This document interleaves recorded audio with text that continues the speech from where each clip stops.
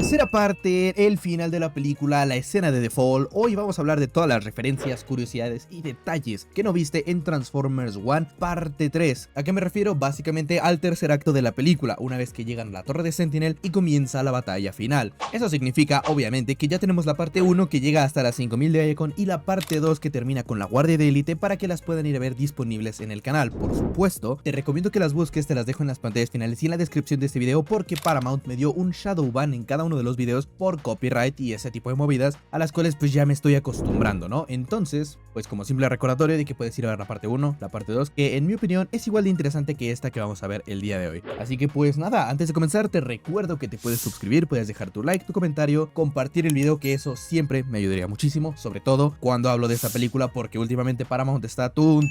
con los copyrights, tun con los videos y me los está tirando, los está desmonetizando y todo ese rollo que al final del día pues aunque no se monetice, aunque imagínate no gane dinero del video, que me jode un poco, pero aunque no se monetice pues me gustaría que el video se quedara ahí guardado para la posteridad, cosa que por estos strikes de copyright pues no siempre se puede, pero bueno, espero que este video sea la excepción, así que pues nada, vamos a comenzar. Y bueno, la vez pasada nos quedamos al final cuando Orion está reclutando al resto de mineros, y de aquí pasamos por supuesto a la escena de Destino Sellado, en donde vemos que Megatron se opone al discurso de Sentinel, se para a modo de falta de respeto, este lo tumba, le llega a tatuar el logo de Decepticon, cosa que no es una referencia, pero es un foreshadow a obviamente el logo de Decepticon que luego él tendrá tatuado no solo en esta película, sino en otras continuidades en el pecho. Después la Guardia de Élite junto a Alita están planeando un choque de un tren contra la torre de Sentinel. Y por supuesto, cuando Arachnid se da cuenta, llama a todos los soldados para pelear y tumbar el tren. Y aquí para desplegar a la Guardia de Élite, Soundwave dice en el idioma de inglés, dice la palabra de eject, a lo que la Guardia responde lanzándose del tren a la batalla, cosa que es obviamente una referencia a cuando él despliega sus cassettes, que él dice el nombre del cassette y luego dice eject o expulsar y sale el cassette de su pecho. Vamos, es una frase icónica del personaje.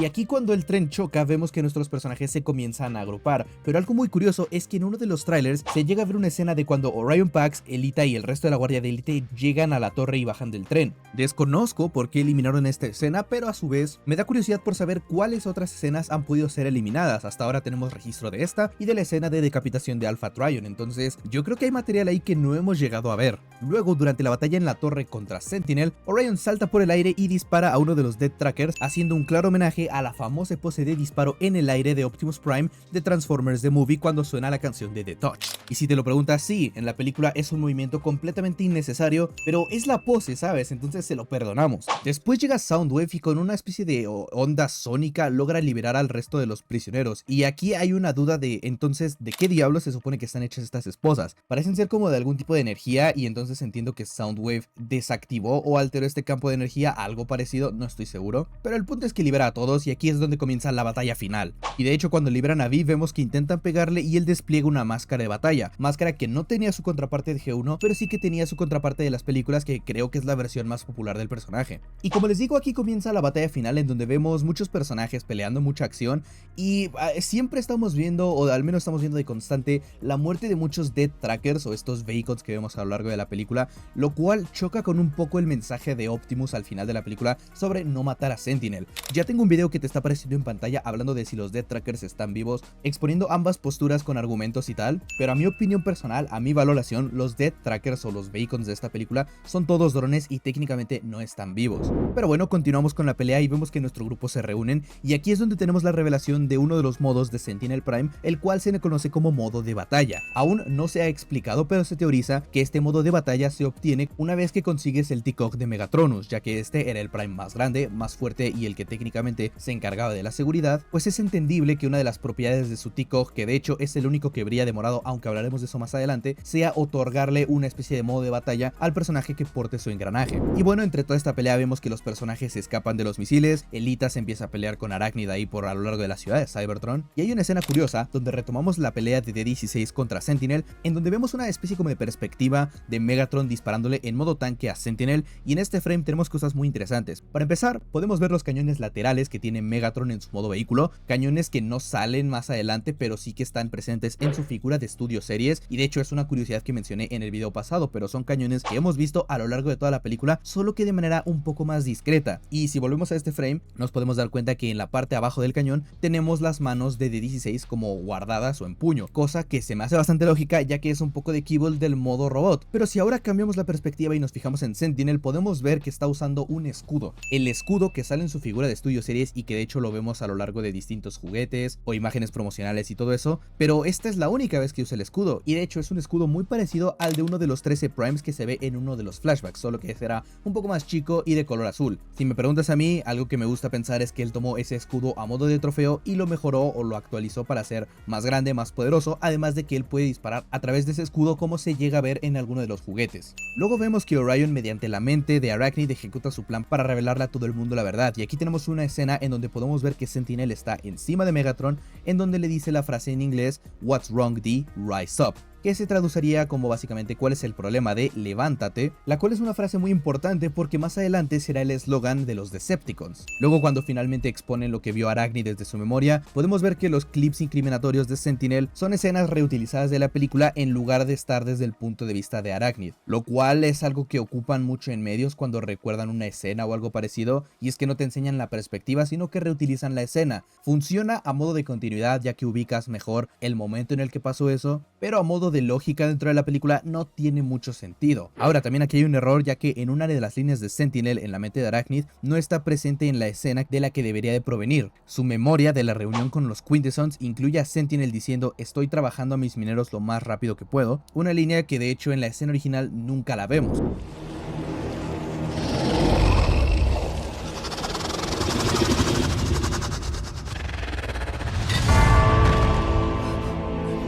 Apenas hay Energon para nosotros.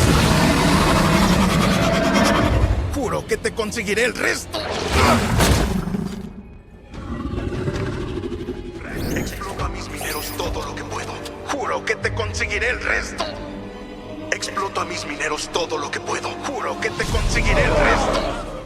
Luego, mientras vemos que se transmite todo este mensaje, llegamos a ver algunos lugares en lo que es la ciudad de Iacon, y sí llegamos a ver las minas, llegamos a ver lo que son las calles de Iacon, pero una de las más interesantes es esta foto de aquí, en donde podemos ver que es como una especie como de bar para los Autobots, muy distinto a lo que vimos al principio de la película con esta torre de cubitos de Energon. Esto parece ser más como un bar para relajarse, que tiene teles, que tiene pues asientos y todo eso, en donde pues hay personajes, como podemos ver, con modelos únicos que no habíamos visto antes. Y cuando por fin se revela el secreto de Sentinel, llegamos a ver a uno de estos bots con engranaje, el cual tiene colores como amarillos, rojos y tiene una especie de cresta, y uno de los suscriptores me comentó que este podría llegar a ser Hot Rod, ya que si recuerdan, Hot Rod aparece en las 5000 de Iacon, lo que significa que dentro del universo él tiene engranaje. Y por supuesto en esta misma escena también tenemos a personajes que no habíamos visto y personajes algo únicos como este bot de al lado, el cual parece tener una especie como de cresta muy interesante. Luego, cuando los mineros se enteran de la verdad, podemos ver a muchos repintados de los personajes. Entre ellos tenemos a un Sideweb de color morado, una RC de color naranja, un Ironhide de color azul, un Prowl de color verde y un Brown atrás de negro con rojo. Y poco más adelante hay un momento cuando algunos mineros comienzan a tirar los carritos con Energon y llegamos a ver que tres de estos personajes son Ironhide, Brown y Red Alert, lo que significa que ellos no estaban presentes para ayudar en la batalla final o en la rebelión de Optimus, aunque probablemente sea una reutilización de modelos, ya que me gustaría creer que estos tres personajes sí estaban en la rebelión de Optimus. Luego, como sabemos, Sentinel se distrae por toda esta gran revelación y Megatron aprovecha para lanzarse contra él. Y en toda esta escena de caída, aparte de que Megatron está aventándole algunos golpes a Sentinel, podemos ver que llegan a chocar con un cartel y más adelante llegan a chocar con un pilar, en donde se llega a romper la primera ala de Sentinel y luego al caer podemos ver que se rompe la segunda ala. Y cuando Sentinel cae al suelo amenazado por Megatron, al intentar usar sus propulsores logra usarlos un momento, pero luego se apagan, a lo que se entiende que los propulsores dejaron de funcionar y esa es la razón por la cual Sentinel no puede escapar en ese momento.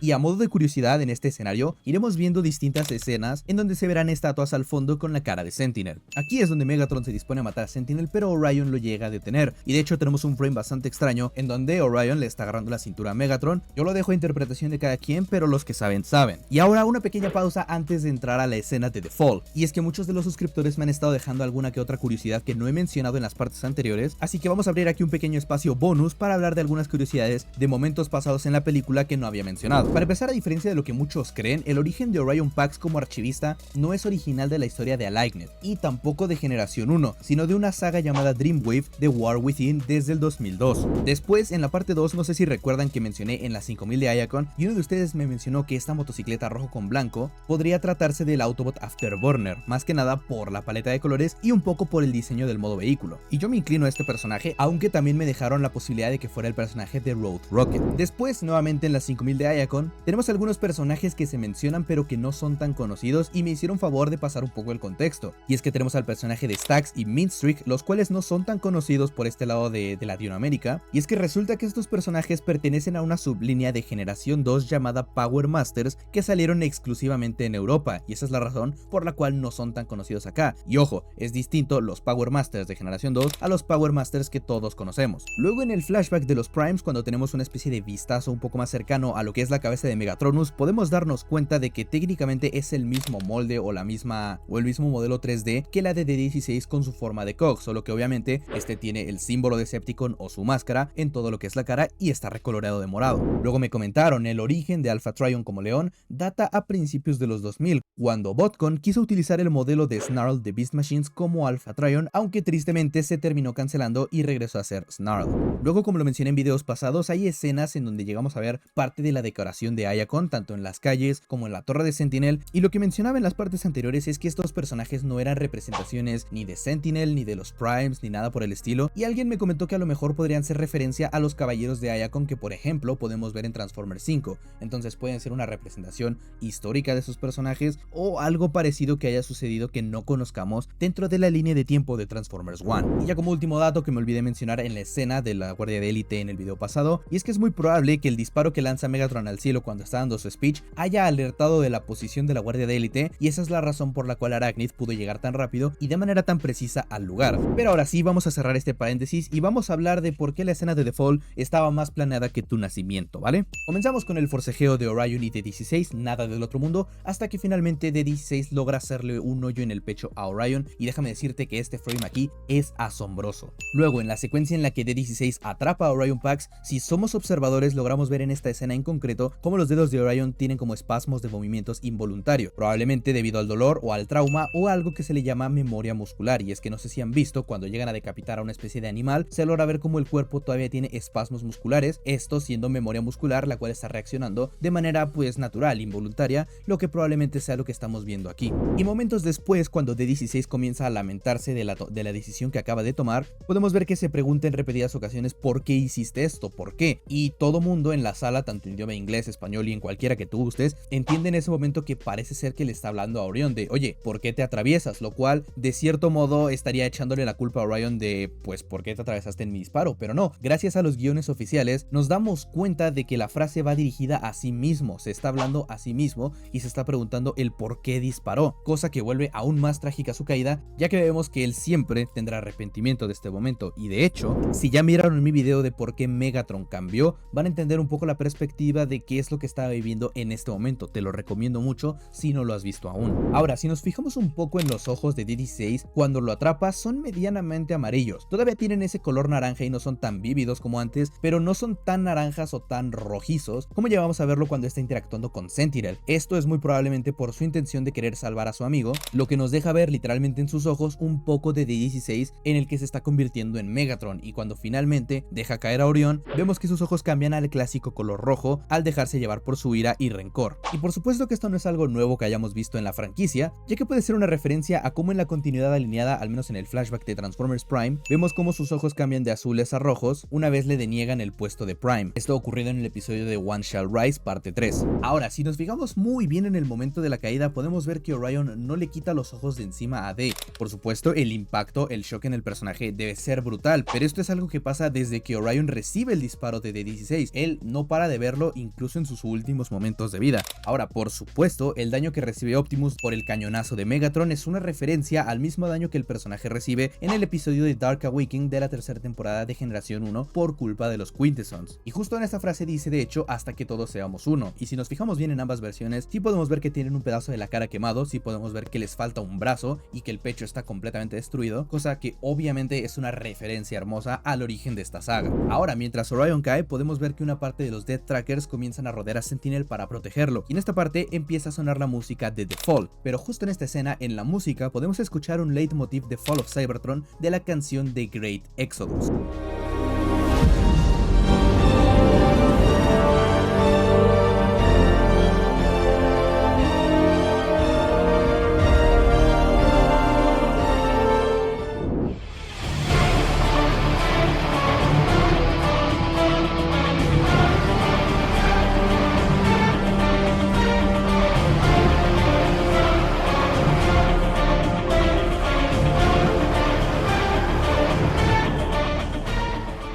Ahora, por supuesto, Sentinel Prime cuando está dañado comienza a rogarle misericordia a D-16 y trata de razonar con Megatron antes de su ejecución, lo cual es un paralelismo a lo que ocurre en Transformers 3 cuando Sentinel le reza a Optimus para que no termine de matarlo. Ahora, esto lo he visto en Twitter y en Facebook y es que parece ser que algunas personas relacionan este frame exacto de Megatron con la imagen del ángel caído, Lucifer. Por supuesto, la forma en la que Megatron termina matando a Sentinel es la misma forma en la que lo hace con Jazz en las películas de live action, partiéndolo a la mitad con sus propias manos. Y por parte de Sentinel, esto es una referencia a la misma forma en la que los Rainmakers deshicieron a la versión de Sentinel de esa continuidad de IDW, siendo del mismo modo partido a la mitad. Y ahora, si nos damos cuenta en el panel de este cómic, podemos ver algunos personajes, entre ellos tenemos a Thundercracker, Acid Storm y Nova Storm, que es este personaje de amarillo, la cual es femenino, así como su contraparte de Earthspark, que seguro conocen. Y es que hay una referencia muy cool en este momento, ya que cuando el resto de Seekers está viendo que Megatron termina de destrozar a Sentinel, podemos ver aquí un cambio del personaje de Nova Storm por la paleta de colores. Luego, cuando Orion Pax y Sentinel mueren finalmente, vemos que sus cuerpos se tornan de color gris, esto haciendo una referencia a cómo sucede en Generación 1, por ejemplo en la película cuando muere Optimus, pero también a otras continuidades, por ejemplo Transformers Prime, cuando Optimus está completamente dañado y su cuerpo tiene una tonalidad gris en vez del rojo brillante que lo vimos durante toda la serie. Ahora, mientras el cadáver de Optimus se abre camino por las entrañas de Primus, en el tema de The Fall nuevamente, también escuchamos un leitmotiv de la película de Transformers del 86, cuando Optimus Prime nuevamente se detiene y muere en esa película, lo cual en mi opinión es muy apropiado a pesar de que tiene una tonalidad diferente, pero sí se llega a distinguir, escuchen.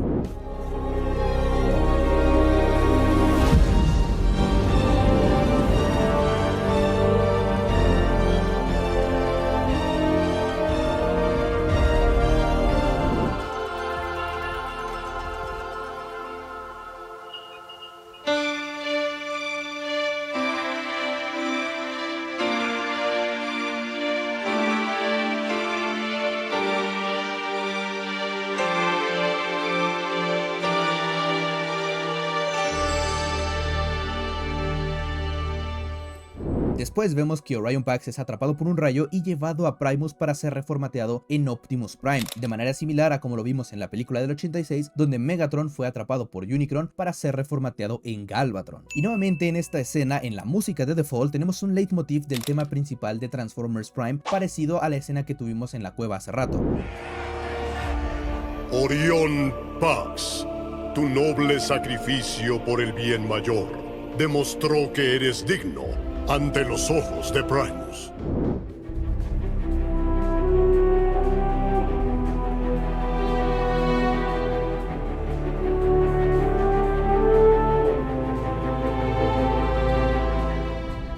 Curiosamente, ambos temas, tanto el de Transformers Prime como The Fall, fueron compuestos por Brian Tyler. Ahora, cuando se le está entregando la Matrix a Orion Pax, podemos ver al resto de Primes, los cuales lo están viendo en una especie de alineación de un plano espiritual, cosa que es muy similar a Revenge of the Fallen, cuando los mismos Primes están viendo de manera espiritual a Sam, en donde también están a punto de entregarle la Matrix. E incluso el hecho de que Orion encuentre la Matrix en el núcleo del planeta también recuerda al clímax de los juegos de War for Cybertron, en donde efectivamente Optimus recibe en el núcleo del planeta la Matrix de liderazgo, y a los flashbacks que llegamos a ver en Transformers 1. Después vemos como D-16 logra abrir finalmente a Sentinel y vemos el T-Cog de Megatronus, el cual es el único de color morado, y aquí es donde entra la teoría de que a lo mejor está usando Energon oscuro, o a lo mejor simplemente es para diferenciarlo, o a lo mejor es porque tiene capacidades especiales, y en lo personal yo creo que tiene capacidades especiales y te da una especie como de modo de batalla, como lo vimos con Sentinel y como lo vamos a ver con Megatron un poco más adelante. Ahora, si nos fijamos en este plano, cuando todos están gritándole Hail Megatron, nos damos cuenta de que todos los que lo aclaman, no todos son Seekers, lo cual es interesante porque al final los Seekers parecen ser los únicos de su lado, pero por aquí podemos darnos cuenta de que hay población, hay gente que está de acuerdo con lo que acaba de hacer con Sentinel. Después vemos aquí que se quita el T-Cog que recibió de Onyx Prime para ponerse el de Megatronus, y lamentablemente nunca sabemos lo que pasa con el engranaje de Onyx Prime. Después, en la escena cuando Optimus nace, Alpha Trion le dice la frase de "levántate Optimus Prime", evocando al clímax de la película del 86, en el cual cuando Hot Rod levanta la Matrix y se transforma por primera vez en Rodimus Prime, se escucha la voz de Optimus diciéndole "levántate Rodimus Prime". Arise! Optimus Prime. Arise, Rodimus Prime. Ahora, uno de los suscriptores me cuenta de que cuando Optimus está subiendo a modo de destello azul, se escucha un tema parecido a Arrival on Earth. Yo no lo tengo muy claro, no lo escucho muy bien, pero les dejo las dos partes que más coinciden entre las dos canciones.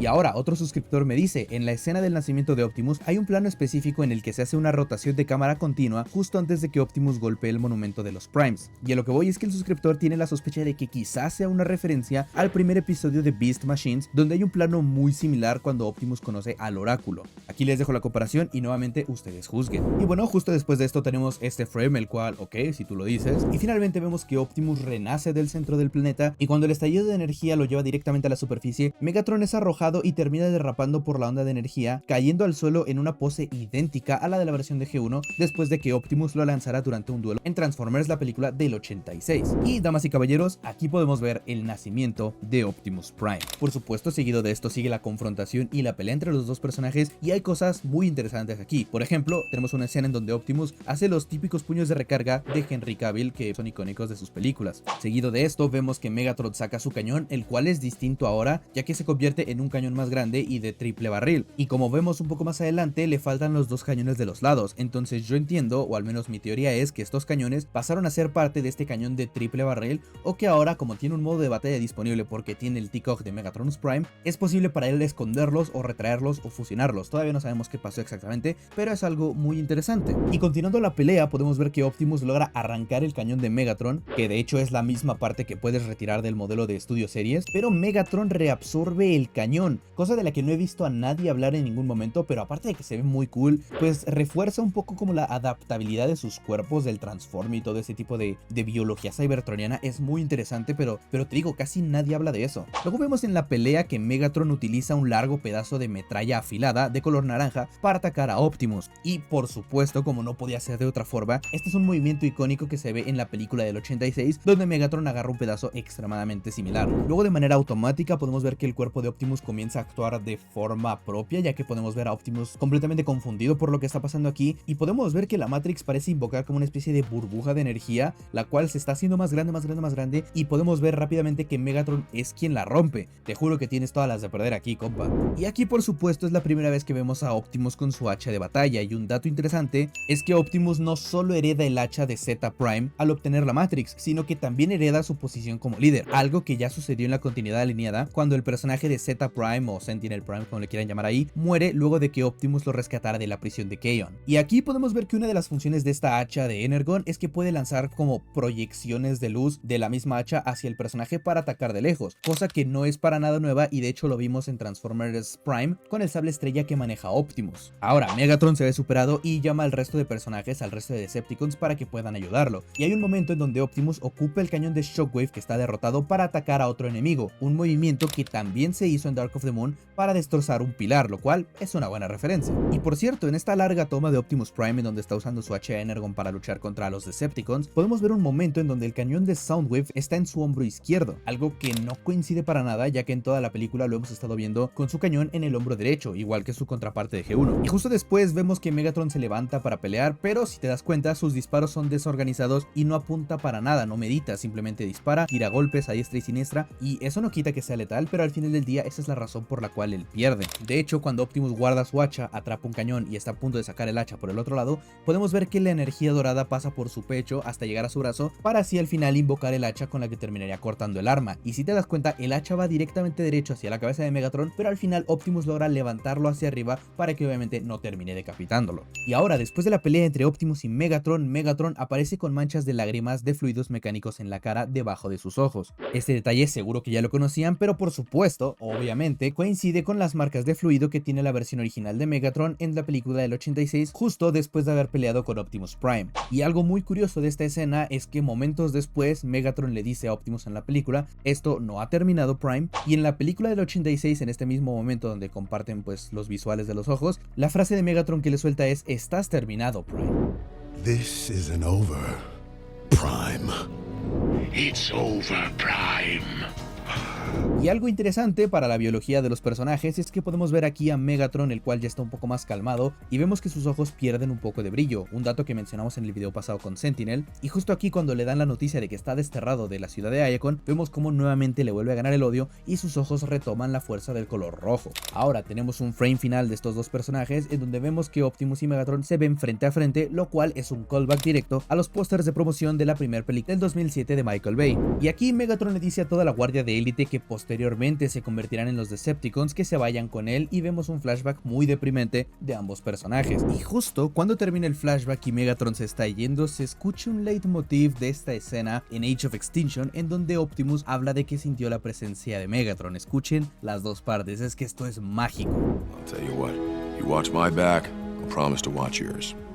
All right. Thanks. Pax?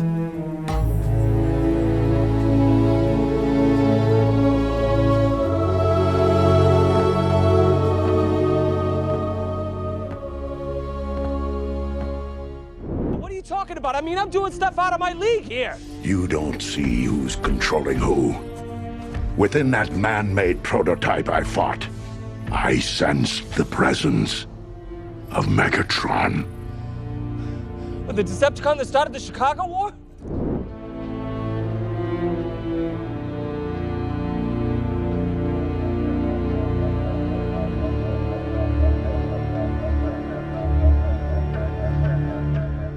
Después de esto y de una conversación rápida con el resto de sus amigos, vemos que Optimus restaura el suministro de Energon en Cybertron y hace la misma pose que hace Hot Rod cuando sostiene la Matrix y se transforma en Rodimus Prime en, obviamente, la película del 86, siendo esta pues la pose clásica de la Matrix de toda la vida, obvio. Y ahora, cuando el Energon comienza a fluir, podemos ver que Cybertron consigue su apariencia clásica, y algo que me pareció curioso es que la restauración del suministro de Energon en Cybertron puede ser similar a la revitalización del planeta al final del capítulo de Rebirth parte 3 de Generación 1. Aquí les dejo las comparaciones.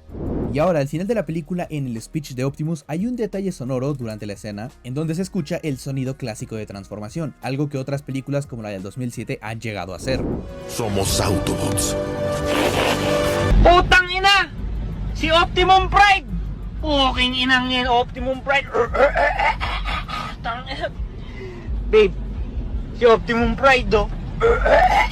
Y por supuesto, la narración final de Optimus se presenta como un mensaje enviado al espacio, en este caso a los Quintessons, continuando con un concepto recurrente de las películas de Transformers que terminan de una manera en la que Optimus manda un mensaje, así como por ejemplo la película del 2007. Y ahora, algo que yo no conocía es que Brian Tyler, bajo su proyecto electrónico de Are We Dreaming, también produjo la canción de los créditos finales de If I Fall junto a los raperos Quavo y a Ty Dolla $ign. Ahora, como parte de la campaña de marketing, el DJ canadiense Excision lanzó una canción de dubstep llamada Together as One que samplea o junta varias líneas de la película para terminar convirtiéndola en una especie de remix. Y algo muy curioso es que muchas de estas líneas no se terminan usando en el corte final de la película. La pueden escuchar, se las dejo en la descripción por si están interesados. También la artista llamada Yugi lanzó otra canción llamada One como parte de la campaña de marketing allá en China. Ahora, lamentablemente, ninguna de estas últimas dos canciones se encuentran en el filme, ni en los créditos, ni absolutamente nada, pero lo mismo, te las dejo en la descripción por si las quieres ir a escuchar. Ahora llegamos finalmente a la escena post créditos y vemos que Megatron marca la insignia de los Decepticons en sus tropas, similar a su contraparte de Transformers Animated, en donde por ejemplo en el episodio llamado A Bridge to Close hace lo mismo cuando recluta a algunos Constructicons. Ahora, en esta misma escena, Megatron también le ordena a los Decepticons que se levanten, usando el eslogan que le dijo Sentinel de Rise Up, citando a su vez a su su contraparte de Transformers Animated, quien originó la frase de transfórmense y levántense por primera vez en el episodio de Megatron's Rising parte 2. Decepticons! Rise up! Decepticons! Transform and rise up! Esta todos se la saben, pero por supuesto, mientras los Decepticons son recién nombrados y empiezan a disparar hacia el cielo, ilumina la insignia de Megatron haciendo un homenaje al efecto metálico del logo original de los Decepticons en Transformers Generación 1. Y con esto, gente, hemos llegado al final de la película y del video. La parte 3 me parece que es la más larga hasta ahorita, tengo un bruto de hora y cuarto, listo para editar, listo para que me lo tumbe Paramount, entonces pues ya te lo sabes. Si me puedes ayudar, si puedes compartir, suscribirte, dejar tu comentario, me ayudarías muchísimo, sobre todo compartir. Y pues nada, gente, con esto terminamos las curiosidades de la película de Transformers One, una investigación que me ha tomado bastante tiempo hacer, bastante tiempo editar y que espero de verdad que muchos de ustedes la disfruten. Hay muchas cosas interesantes que no conocía, hay muchísimas referencias, sobre todo en la batalla final, no tienes una idea. Y pues poco más, yo con esto me despido, no sin antes mencionar a todos los suscriptores que empezaron aportando sus curiosidades desde el post original hasta los videos pasados, así que pues un saludo a Andrex6916, Braulio Flores, Night Prime 967, Mirasol 22, La Dama Jasmine, Kriska 1127, Lord Red X, Elizabeth Conejo, Felipe Society, Decepticon 449, Radio 6 Mantis, Luis Servín 3364, El Helado Parlanchín 6840, Edith 0OB64, Night Yendo 4311, Tu Clipero de Confianza, Joiana 1957, Andrés Paul 7119, El Prisas o Alfonso Doresno 5417, Martín Suel, H. Josué, Dino Stefan, Deceptinerd 1995, Elita 1TF, Sebastián Croce 116, Pablo Ávila 5818, Gael González 6121, Chiquitiqui Tiki 9, Flatulencias Prime, Ponsha TF, Luis Para 45, Gongeusu, Valen 717, Godzilla Geek Edits, Emanuela Tizaba Martínez 5668, AGTX 28, Green Vader 83, Ethain Jiménez, Jack-S8OE, Ricardimus Prime-O2C, Andrew Starks, Paul López Cal 41, Iber XD 34, Rick Mars 3599, Final Goji 7770, MTZ Productions TF 8844, Adrián Balcazar 1558, Diego Pareja 5787, Héctor Troncoso, Brian Ambrose 1 y Braulio Flores. Muchas gracias a todos ustedes por sus comentarios, algunos fueron de muchísima ayuda. Y pues nada, gente, nos vemos en el siguiente video. Recuerda compartir, suscribir, dejar tu like y comentar qué te parecieron las curiosidades de este video. Yo con esto me despido, gente,